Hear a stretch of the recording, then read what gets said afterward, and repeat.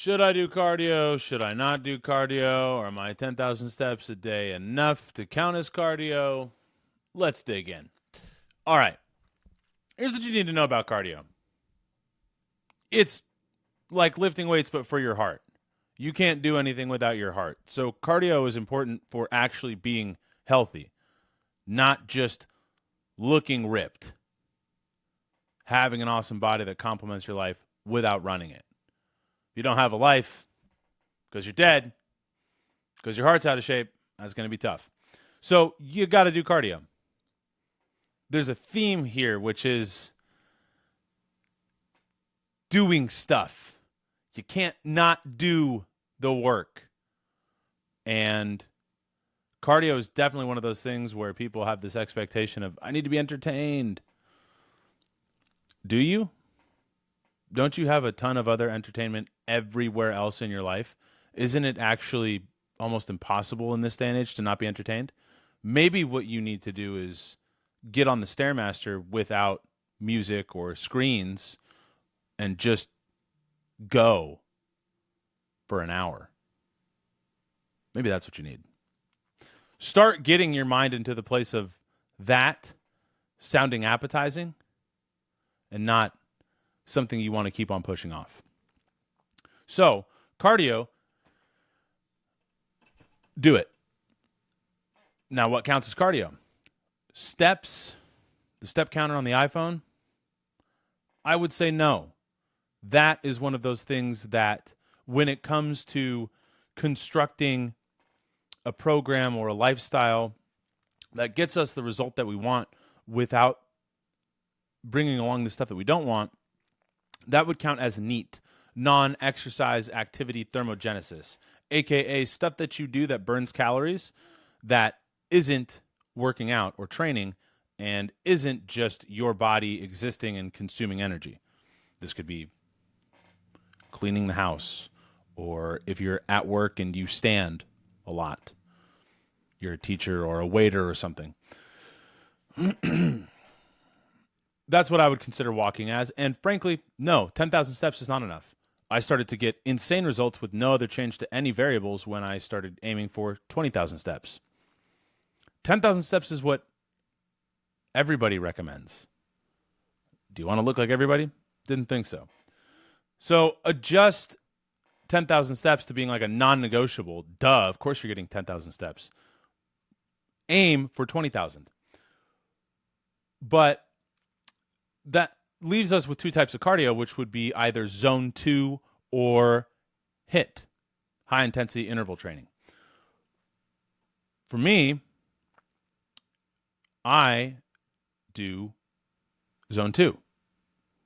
And what that looks like is being in zone 2 for my 60 minutes a day.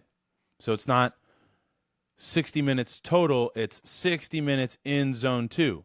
I track this by wearing a heart rate monitor and watching my heart rate while I'm on the Stairmaster. Stairmaster is what I've been doing now for about a year. Before that, it was stationary bike.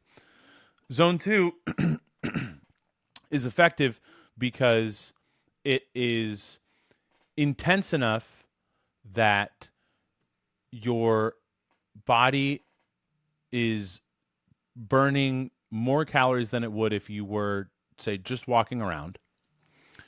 But it's not so intense that it's going to fatigue you or ramp your appetite up or necessitate taking a day off training. While there are some back of the napkin math ways or heuristics to tell whether or not you're in zone 2, I have found those to be less accurate. For example, it's the talk test. If you can still talk while you're doing some kind of exercise, you're probably in zone 2.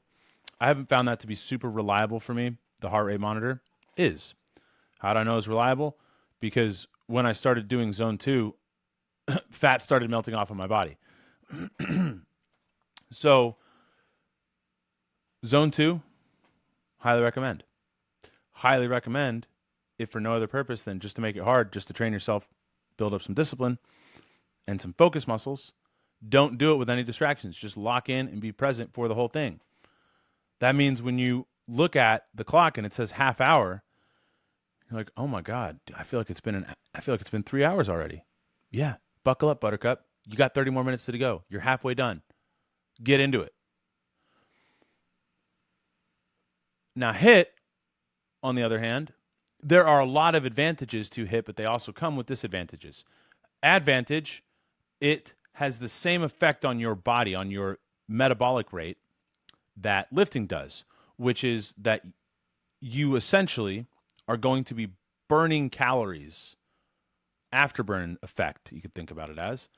Burning calories, your basal metabolic rate is raised for 24 hours after this training session, even when you're not training. But there's a risk of injury, increased risk of injury, and it is fatiguing. It does tax your central nervous system. Interestingly, HIIT lowers appetite or suppresses appetite, whereas something like running increases appetite. That's why some philosophies or beliefs around cutting and constructing a program while in a deficit advise you to do much more walking than, say, running or HIIT, because you're still increasing your NEAT, your caloric output, or your energy output, without stimulating appetite. Like, your appetite is going to be meaningfully higher on leg day than it is on a rest day or doing zone 2. Walking doesn't increase the appetite meaningfully. So those are just things to consider.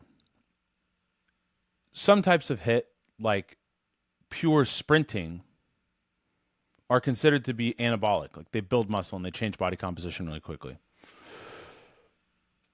However, sprinting is a great way to pull a hamstring, great way to blow an Achilles, etc., because part of this consideration is for the general population, not people who are trained athletes in current shape. To continue reemphasizing the point of memory is not trustworthy, you ask a random dude, how fast could you run a 40-yard dash? They'll give you whatever they clocked in high school football, even though it's been 25 years and they're 50 pounds heavier and haven't run at all in a decade. But the memory still is like, oh, we're right there. We're good. Okay. You're going to explode your tendons. So what I would advise is a blend and a focus on adherence. There should be, just for optimum health, you want zone 2 in your training program as part of your lifestyle because it's healthy for your heart. Basta così. But some HIIT might be fun. It's fun to crank out on the assault bike Tabata style. 30 seconds on, 20 seconds on, 10 seconds off for 4 minutes. Cooks you. Feels good. You get a pump on the assault bike.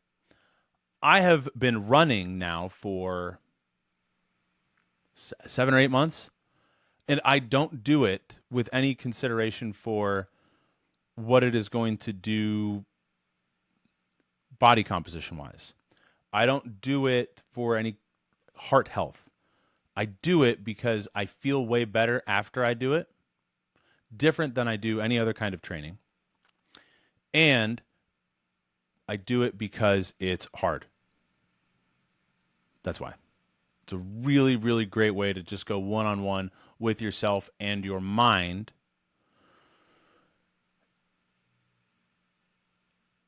In a way that nothing else can. Really terrific to expose, battle, and then reconstruct internal narratives.